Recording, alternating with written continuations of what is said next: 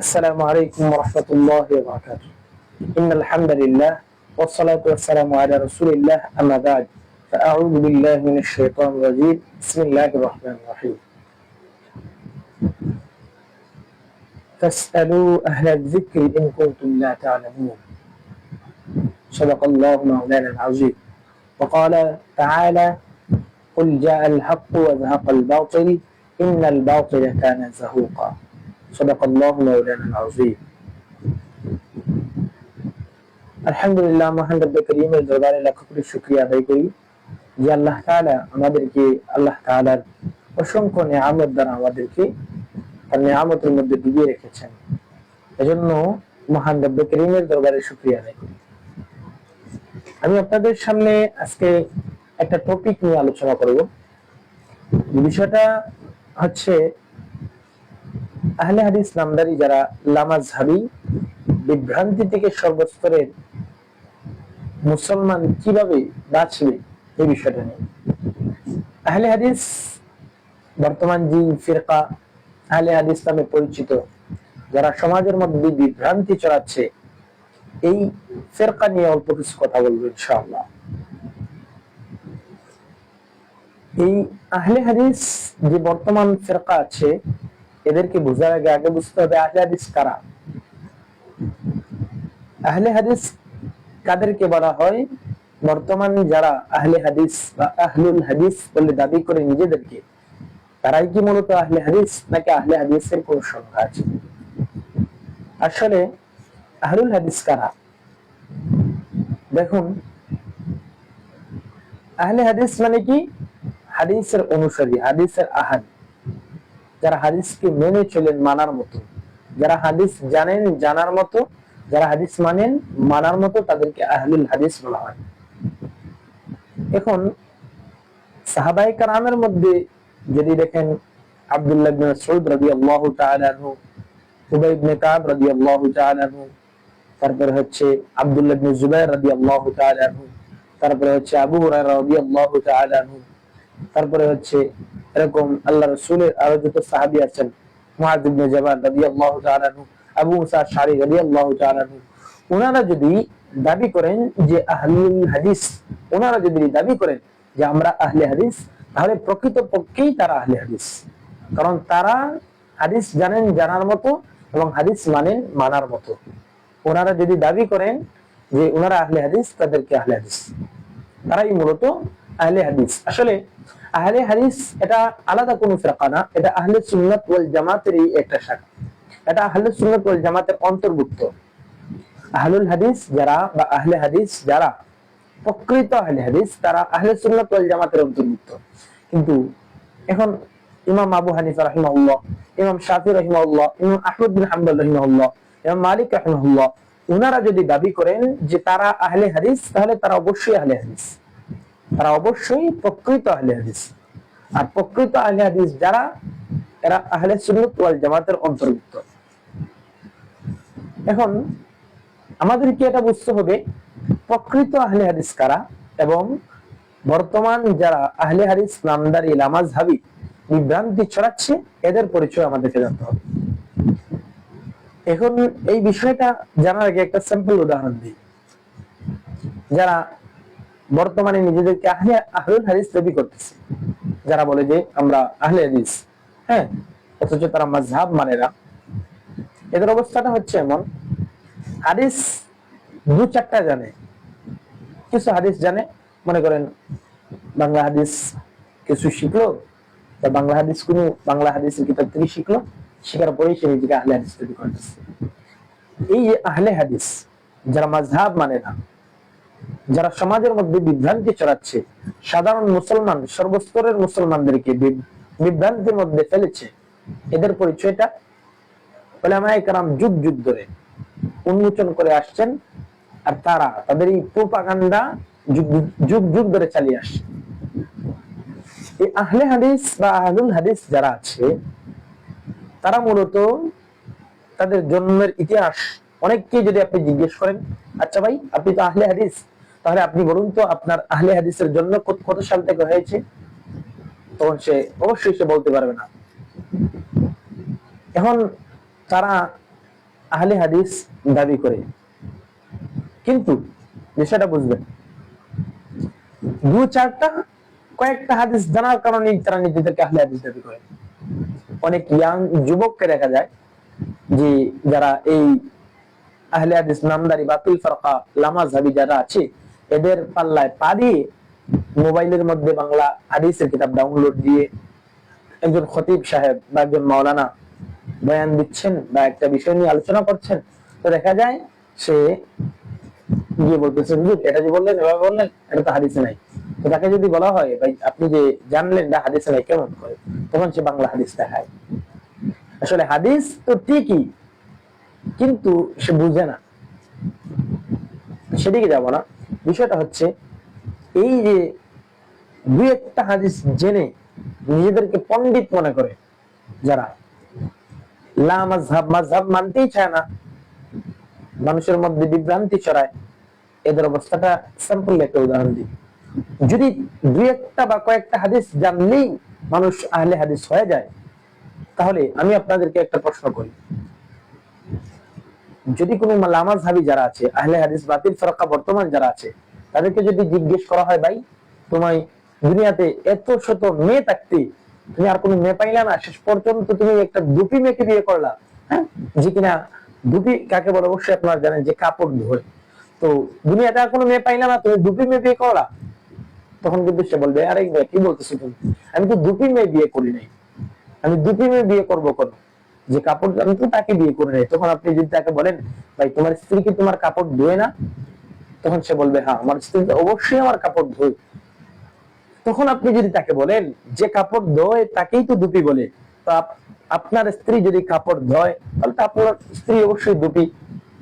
তখন কিন্তু সে বলবে আরে ভাই না না, মাঝে মধ্যে কাপড় ধুইলে কেউ দুপি হয় না,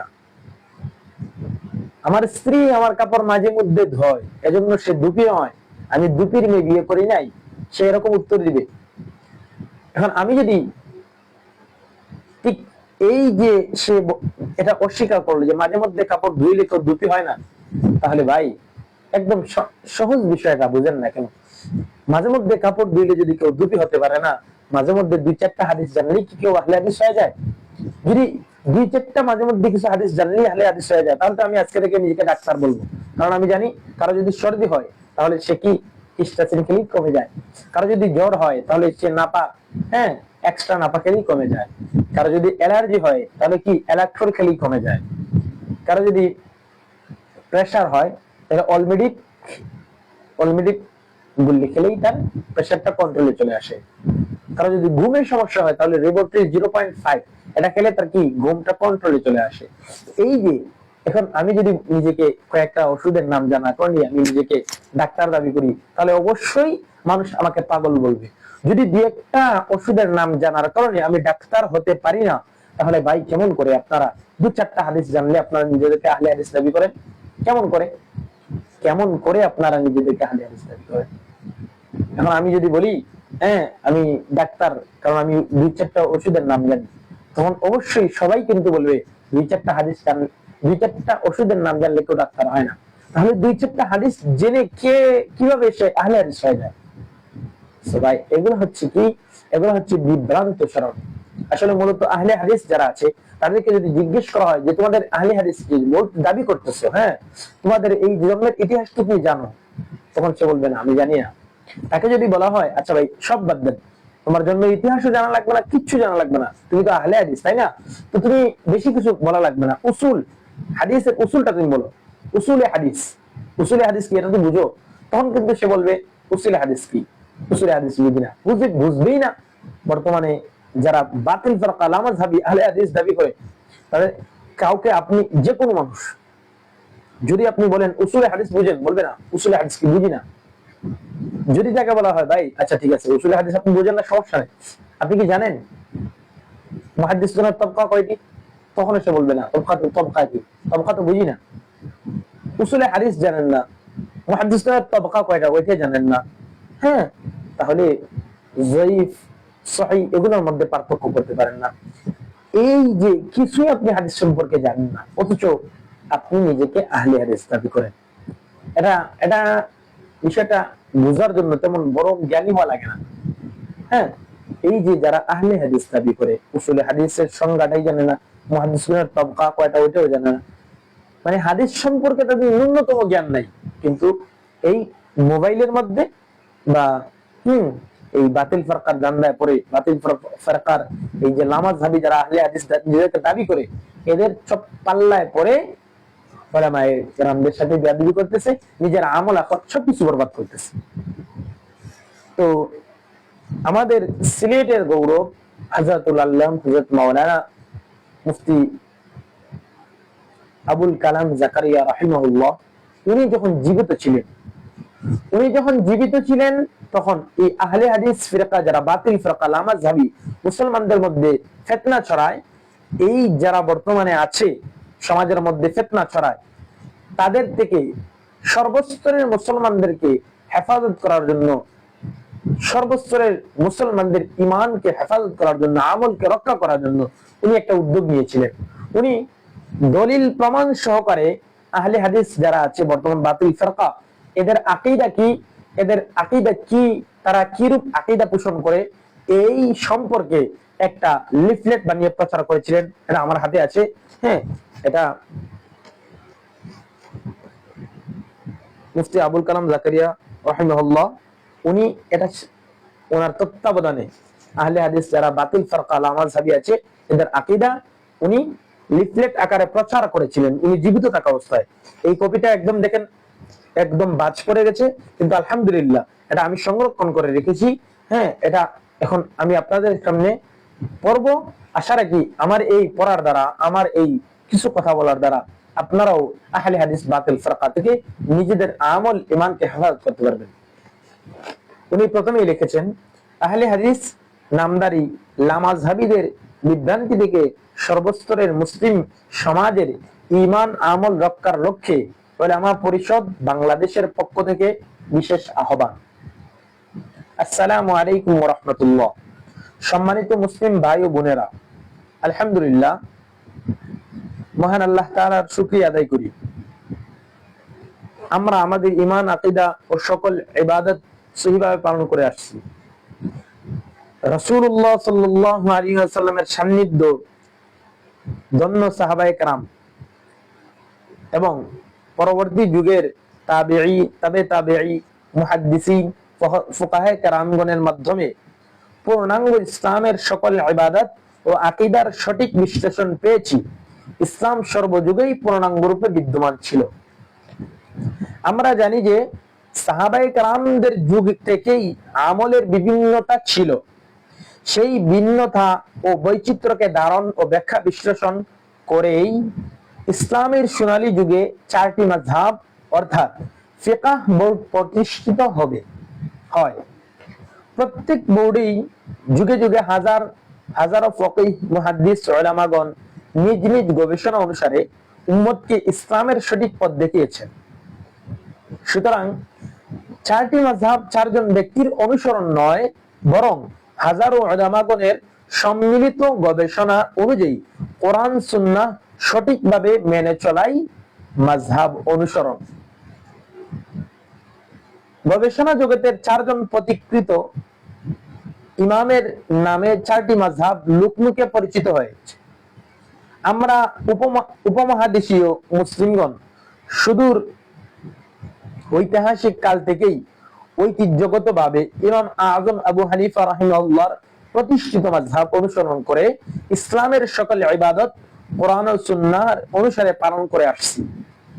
অন্য মাযহাবের সাথে আমাদের কিছু কিছু আমলের ভিন্নতা থাকলেও আকীদাগত কোনো দ্বন্দ্ব ছিল না কখনোই, এবং এখনো আকীদাগত কোনো দ্বন্দ্ব অন্য মাযহাবের কারোর সাথে আমাদের নাই।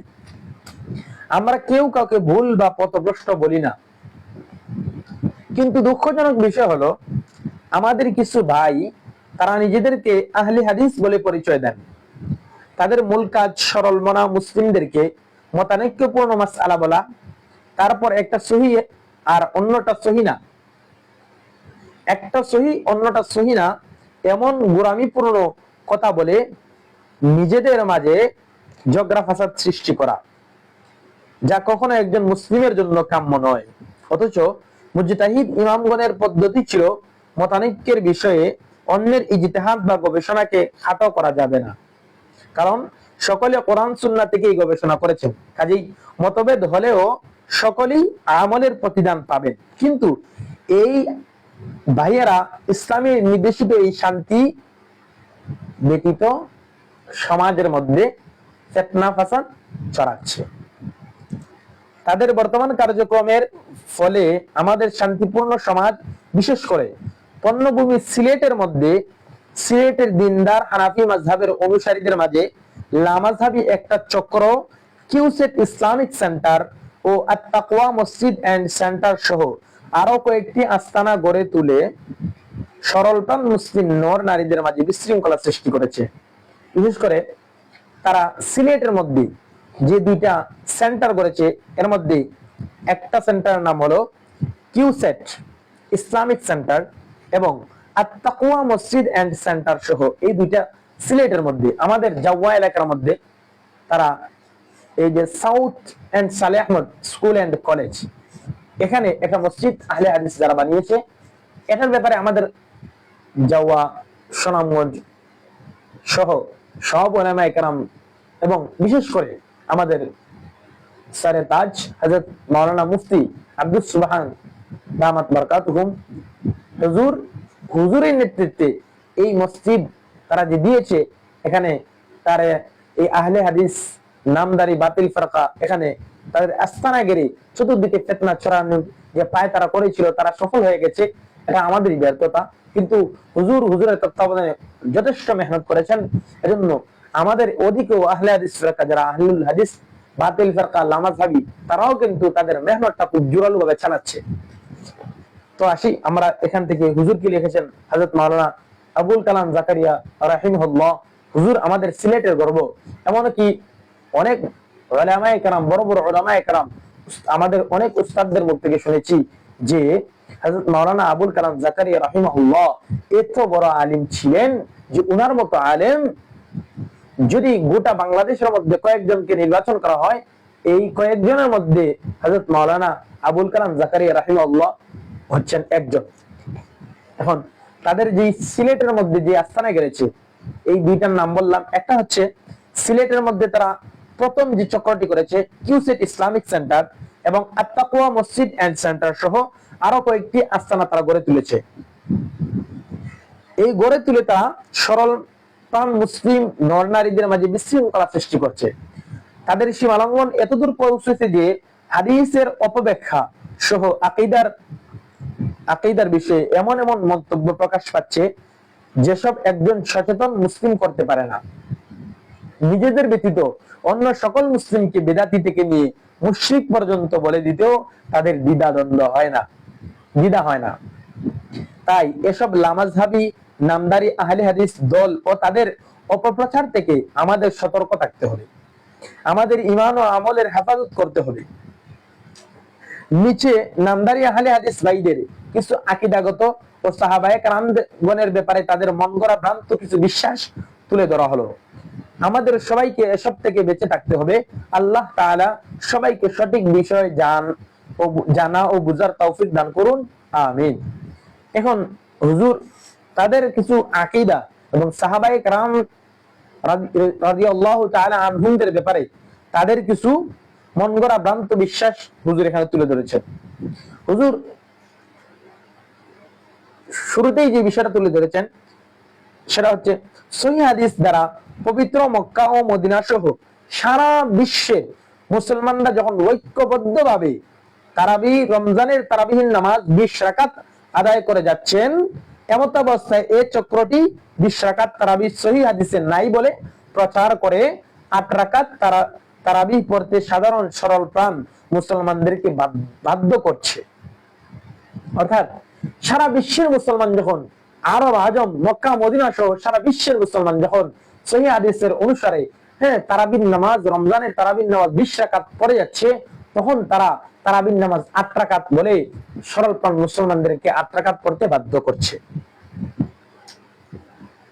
তারা বলে লা ইলাহা ইল্লাল্লাহ মুহাম্মাদুর রাসূলুল্লাহ উচ্চারণ করলে বা লিখলে শিরকি অর্থ প্রকাশ পায়। অথচ আমরা লা ইলাহা ইল্লাল্লাহ মুহাম্মাদুর রাসূলুল্লাহ অনায়াসে বলি, এটা আমরা জিকির হিসেবে পাঠ করি। আরে কোন কাফের যদি মুসলমান হয় তখন তো সে পড়ে লা ইলাহা ইল্লাল্লাহ মুহাম্মাদুর রাসূলুল্লাহ, অথচ তারা বলে কেউ যদি লা ইলাহা ইল্লাল্লাহ মুহাম্মাদুর রাসূলুল্লাহ উচ্চারণ করে তাহলে এই অর্থের মধ্যে শিরকি অর্থ প্রকাশ পায়। নাউযুবিল্লাহ। এই কথাটা যে লিখেছে এটা কিন্তু মন গড়া বলেন নাই, হুজুর এখানে দলিল আনছেন যে তারা তাদের যে এটা আকীদা, তাদের কিতাব, তাদের যে আলেম, তাদের কিতাবের মধ্যে আছে। এই কিতাবের নাম হচ্ছে আকীদা, আকীদার মানদণ্ডে ইসলামের মূল মন্ত্র কালিমা তাইয়্যিবা লা ইলাহা ইল্লাল্লাহ। লেখক হচ্ছেন আব্দুল্লাহ আল ফারুক, তাদের আহলে হাদিস আব্দুল্লাহ আল ফারুক। কিতাবের নাম হচ্ছে আকীদার মানদণ্ডে ইসলামের মূল মন্ত্র লা ইলাহা কালিমা তাইয়্যিবা লা ইলাহা ইল্লাল্লাহ। লেখক হলো আব্দুল্লাহ আল ফারুক। তাদের আরেকটা আকীদা হচ্ছে লা ইলাহা ইল্লাল্লাহ মুহাম্মাদুর রাসূলুল্লাহ বাক্যটি অশুদ্ধ, নাউযুবিল্লাহ। এবং দারুল ইফতা বাংলাদেশ সহ অন্যান্য আলেমগণ কর্তৃক প্রচলিত কালিমা বঙ্গানুবাদ সঠিক নয়। তারা বলে যে লা ইলাহা ইল্লাল্লাহ মুহাম্মাদুর রাসূলুল্লাহ যে অর্থ আমরা করে থাকি এটা সঠিক নয়, এবং লা ইলাহা ইল্লাল্লাহ মুহাম্মাদুর রাসূলুল্লাহ এটা অশুদ্ধ, নাউযুবিল্লাহ। তাদের এটা আকীদা। এটা কিন্তু মন গড়া কোনো কথা বলতেছি না। হযরত মাওলানা আবুল কালাম জাকারিয়া রাহিমাহুল্লাহর তত্ত্বাবধানে এই ওলামাদের বোর্ড কর্তৃক এটা প্রকাশ হয়েছে। এটা আমার কাছে এখন সংরক্ষিত আছে, অনেকের কাছে সম্ভবত আছে, কারণ হুজুর তখন প্রকাশ করেছিলেন, হুজুর জীবিত থাকা অবস্থায় এটার ব্যাপারে খুব সোচ্চার ছিলেন। তো এই যে তাদের আকীদা হচ্ছে লা ইলাহা ইল্লাল্লাহ মুহাম্মাদুর রাসূলুল্লাহ এটা কালিমা অশুদ্ধ, এবং এটার অর্থ যে দারুল ইফতা থেকে বা বাংলাদেশ সহ সব বস্তু উলামায়ে কেরাম যে অর্থ করেন এটা সঠিক নয়, নাউযুবিল্লাহ। কারণ বরং আমরা ইতিপূর্বে আরবি ভাষায়, তারা বলে আমরা ইতিপূর্বে আরবি ভাষায় অলংকার শাস্ত্র নাহুর তারকিব বা বিশ্লেষণ দ্বারা প্রমাণ করেছি যে বাক্যটির সঠিক বঙ্গানুবাদ হয়ে নেই কোনো উপাস্য আল্লাহ ব্যতীত তিনি আল্লাহর রাসূল। আমরা বলি আল্লাহ ছাড়া কোনো, লা ইলাহা ইল্লাল্লাহ মুহাম্মাদুর রাসূলুল্লাহ, আমরা অর্থ করি যে আল্লাহ ছাড়া কোনো মাবুদ নাই, মুহাম্মদুর রাসূলুল্লাহ সাল্লাল্লাহু আলাইহি সাল্লাম আল্লাহ তাআলার রাসূল। আর তারা অর্থ করতেছে নেই কোনো উপাস্য আল্লাহ ব্যতীত তিনি আল্লাহর রাসূল। তারা এটা অর্থ করছে। এটা হচ্ছে প্রাগুক্তের মধ্যে আছে, হ্যাঁ, 157 নম্বর পৃষ্ঠা। এরপরে তাদের আরেকটা আকীদা হচ্ছে লা ইলাহা ইল্লাল্লাহ মুহাম্মাদুর রাসূলুল্লাহ গ্রহণ করার অর্থ হচ্ছে প্রকৃতির অনুসরণ করে সুন্নাত পরিত্যাগ করা ও অপছন্দ করা, নাউযুবিল্লাহ। তাদের আরেকটা আকীদা হচ্ছে হযরত আব্দুল্লাহ ইবনে মাসউদ রাদিয়াল্লাহু তাআলা আনহুর শেষ বয়সে স্মৃতিভ্রম ঘটে। অর্থাৎ আব্দুল্লাহ ইবনে মাসউদ রাদিয়াল্লাহু তাআলা আনহু উনি এমন একজন সাহাবী, আল্লাহ রাসূলের জলিলুল কদর সাহাবী, উনার থেকে হাজার হাজার হাদিস বর্ণিত হয়েছে। এখন তারা বলে যে আব্দুল্লাহ ইবনে মাসউদ রাদিয়াল্লাহু তাআলা আনহু নাকি শেষ হয়েছে স্মৃতিভ্রম হয়েছে। হ্যাঁ, এটা আছে তাওহীদ পাবলিকেশন প্রকাশিত, তাদের প্রকাশিত সহিহ বুখারী। তাদের আরেকটা আকীদা হচ্ছে মাযহাব অনুসরণ কুফর, শিরক। তাদের আকীদা হলো কেউ যদি মাযহাব অনুসরণ করে তাহলে কুফরি করলো, শিরক করলো। মানে যারা আমরা মাযহাব মেনে, আগেই কিন্তু বলেছি মাযহাব মানা মানে, উনি হুজুর লিখেছেন এখানে, মাযহাব মানা মানে কোনো ব্যক্তির অনুসরণ নয়, বরং এই যে চারটা মাযহাব গঠিত হয়েছে এটা ফিকহ বোর্ড, আর এই বোর্ড, চারটা বোর্ডের অধীনে হাজার হাজার আলেমগণ তাদের গবেষণা দ্বারা মাসআলা ইস্তেমবাত করেছেন। মাসআলা তারা যারা মুজতাহিদ আলেমগণ ছিলেন তারা মাসআলা বাহির করেছেন। আর এই সমস্ত মাসআলা সমূহের উপরে আমরা কিন্তু তাদের দ্বারা যে মাসআলা গবেষণা হয়েছে এগুলোর উপর আমরা আমল করি, তাদের অনুসরণ করি, মানে তাদের দ্বারা যে মাসআলা গবেষণা করে বাহির হয়েছেন ওইটা আমরা অনুসরণ করি। তার মানে আমরা প্রকৃত ভাবে ওনাদের অনুসরণ নয়, বরং ওনাদের মাধ্যমে কোরআন হাদিসের অনুসরণ করি। অথচ তারা বলতেছে কেউ যদি মাযহাব অনুসরণ করে তাহলে কুফরি করলো, শিরক করলো, নাউযুবিল্লাহ। ঠিক এই কাফেরদের, তাদের কথা হচ্ছে ঠিক এই কাফেরদের মতোই, তারা বলে যারা মাযহাব মানে তারা ওই কাফেরদের মতোই যারা মাযহাবের অনুসারী, তারা চার মাযহাবের যে কোনো একটির অনুসরণ করেন তাদের বাপদাদের মাযহাব অনুযায়ী। অর্থাৎ বাবা যদি হানাফি হয় তাহলে ছেলেও হানাফি হয়, এবং বাবা যদি শাফি হয় তাহলে ছেলেও শাফি হয়। যে কারণে এসব মাযহাব অনুসরণ করা শিরক ও কুফর হয়েছে। আমাদের মাযহাব কি, এই কথাটা কোথায় লিখছে? তাদের একটা কিতাব, তাদের আহলে হাদিস আলেম কর্তৃক লিখিত আমাদের মাযহাব কি বিভিন্ন ভাগে বিভক্ত, লেখক মুহাম্মদ ইকবাল বিন ফারুক।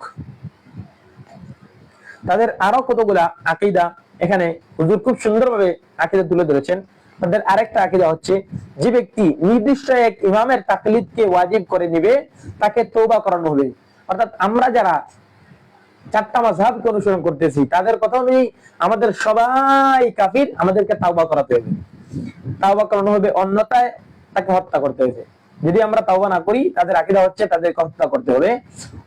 এই কথা কোথায় আছে? এটা মন করা না, তারা তাদের আহলে হাদিস আলিম তাদের কিতাবে লিখছে, আহলে হাদিস আলিম কিতাব তাদের কিতাবে লিখছে, লেখকের নাম হচ্ছে অধ্যাপক ডক্টর রইসুদ্দিন সম্পাদিত চার মাযহাবের নির্দিষ্ট কোন এক মাযহাব অনুসরণ করতে মুসলিম কি বাধ্য, এই কিতাবের মধ্যে লিখেছে অধ্যাপক ডক্টর রইসুদ্দিন সম্পাদিত। কে লিখেছে? শেখ আকরামুজ্জামান বিন আব্দুস সালাম। শেখ আকরামুজ্জামান বিন আব্দুস সালাম সম্পাদিত মুসলিম কি চার মাযহাবের কোন একটি অনুসরণ করতে বাধ্য, এই কিতাবের মধ্যে এটা লিখছে যে কেউ যদি মাযহাব অনুসরণ করে তাহলে তাকে তাওবা করাতে হবে, যদি সে তাওবা না করে তাহলে তাকে হত্যা করতে হবে। এরা শেখ, তাদের শেখ আকরামুজ্জামান বিন আব্দুস সালাম সে কিতাব লিখেছে মুসলিম কি চার মাযহাব মানতে বাধ্য, এই কিতাবের মধ্যে এই কথাটা লিখেছে। তাদের আরেকটা আকীদা হচ্ছে মাযহাবী ভিন্নতা প্রতিষ্ঠিত হয়েছে দুর্বল অথবা জাল হাদিসের উপর ভিত্তি করে। এই কথার তারা বুঝাইতে যাচ্ছে যে মাযহাব প্রতিষ্ঠিত হয়েছে জাল হাদিস দ্বারা। এই কথাটা কোথায় লিখছে? পর্যালোচনা ও চ্যালেঞ্জ, লেখক ওই আগের লেখকই আকরামুজ্জামান বিন আব্দুস সালাম। তো তাদের আরেকটা আকীদা হচ্ছে ওই কথাটা লিখছে আকরামুজ্জামান বিন আব্দুস সালাম, কিতাবের নাম পর্যালোচনা ও চ্যালেঞ্জ, 8 নম্বর পৃষ্ঠার মধ্যে আছে। কিতাবের নাম স্পষ্ট করে বলতেছি, পর্যালোচনা ও চ্যালেঞ্জ আকরামুজ্জামান বিন আব্দুস সালাম, 8 নম্বর পৃষ্ঠার মধ্যে আছে।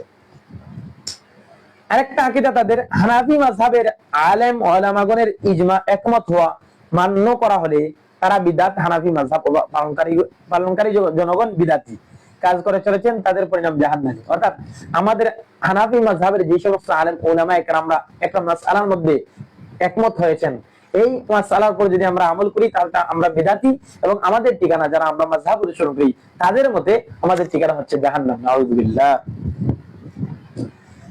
তাদের অনেকগুলা আকীদা, এর মধ্যে আমি শেষের দিকে চলে যাচ্ছি, যেগুলো বললাম তাদের একটা আকীদা যে পাঞ্জাবি টুপি এগুলো সুন্নতি পোশাক নয়, বরং ভিক্ষাবৃত্তিক পোশাক। ইসলামে সুন্নতি পোশাক বলতে কোনো পোশাক নাই।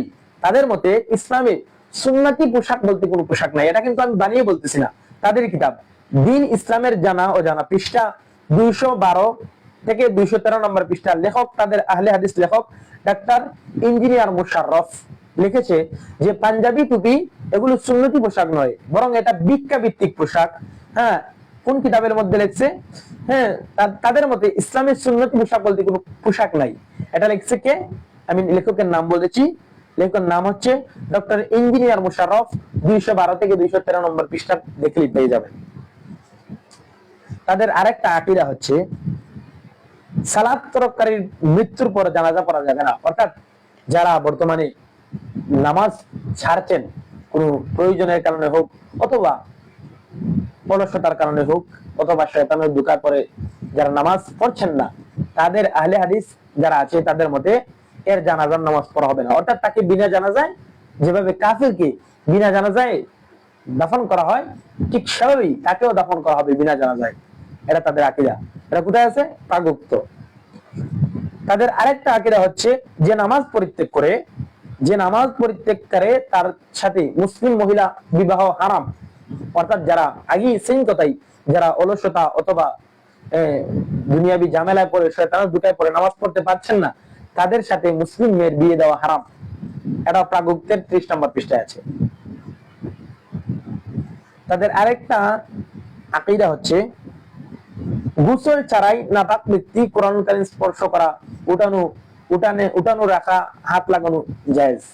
তাদের মতে যে আপনি যদি নাপাক থাকেন, আপনি যদি স্ত্রীর সাথে সহবাস করার পরে আপনি কোরআন শরীফ স্পর্শ করতে পারবেন, কোরআন শরীফ এক জায়গা থেকে আরেক জায়গায় নিয়ে নিতে পারবেন, কোনো সমস্যা নেই। অর্থাৎ আপনি নাপাক অবস্থায় কোরআন শরীফ লাগতে পারবেন। অথচ কোরআনের মধ্যে স্পষ্ট আয়াত, লা ইয়ামাসসু ইল্লাল মুতাহহারুন, পবিত্রতা ব্যতীত এটাকে স্পর্শ করা যাবে না। অথচ তাদের আকীদা হচ্ছে পবিত্রতা ছাড়া কোরআন স্পর্শ করা যাবে। নাউযুবিল্লাহ। তাদের আরেকটা আকীদা হচ্ছে কবরের পাশে গিয়ে কোরআন তেলাওয়াত করা সম্পূর্ণ হারাম।